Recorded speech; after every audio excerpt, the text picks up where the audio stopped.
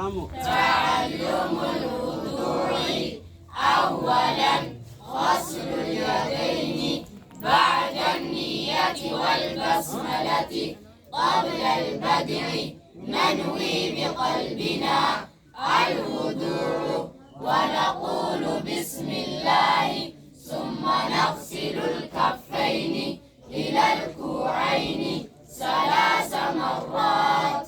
ثانيا المدمدة إدخال الماء في فمي بواسطة اليد اليمنى وأحركه جيدا فيه ثم أخرجه 3 مرات.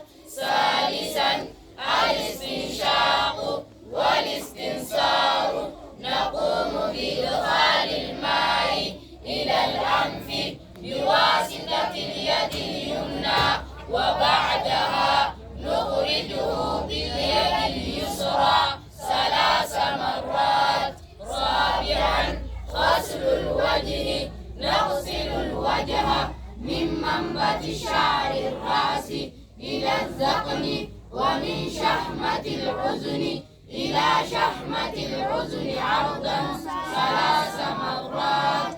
خامسا غسل اليدين نقوم بغسل اليدين من أطراف الأصابع إلى المرفق 3 مرات.